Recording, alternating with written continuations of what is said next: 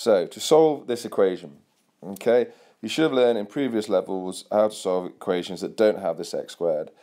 But because we have it, we have to do it a slightly different way. We have to factorise. Okay, so previous question, we factorised expressions. Now we're going to factorise the equation, which is the exact same thing. So remember what we did. Times them together to get minus 12. So that's what we're looking to times to get. We need to add to get that 1 in the middle.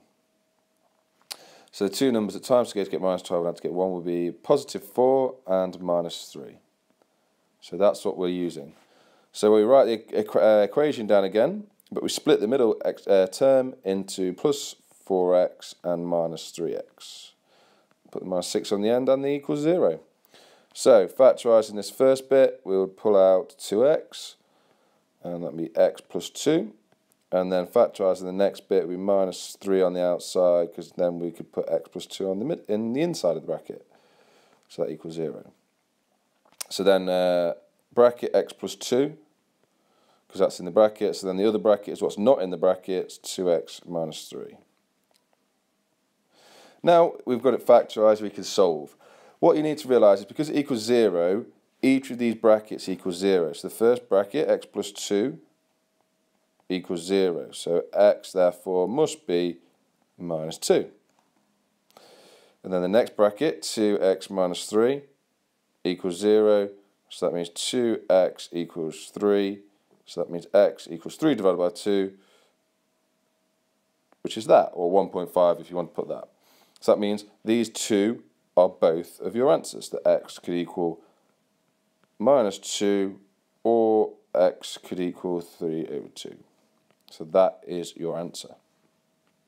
So, just another example.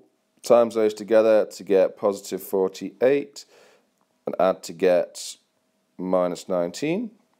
So that would be minus 16 and minus 3. Take time to get those correct and just make sure they are correct. So we start off by writing the question. But we split the minus 19x into minus 16x and minus 3x plus the 12 at the end equals 0. We factorise the first bit. So that would be 4x on the outside with x minus 4 on the inside. We factorise this next bit. So that's going to be minus 3, so I can have the same bracket on the outside, on the inside, sorry. Again, that equals 0, so that means my final answer is x minus 4 and 4x minus 3 equals 0.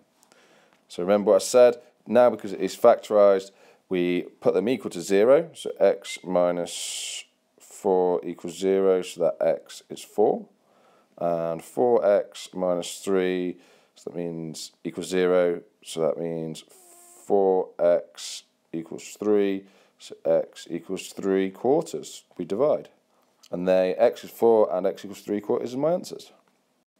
The final one is this, but we do exactly the same procedure. But what you've got to remember is this doesn't factorise like the other two. Because we have a common factor, okay, in terms of the x, because there's an x in both, that goes on the outside. So we need another x and a plus 4 to finish the factorising process equals 0. And this makes it very straightforward. This bit here, okay, that x there, to make this expression work would have to be 0. And then we solve the other one, x plus 4, what's in the bracket, sorry, equal to 0. So that means x equals minus 4. And now you have two answers, x is 0 or minus 4. So that one is a bit quicker, but you've got to be careful to factorise it properly.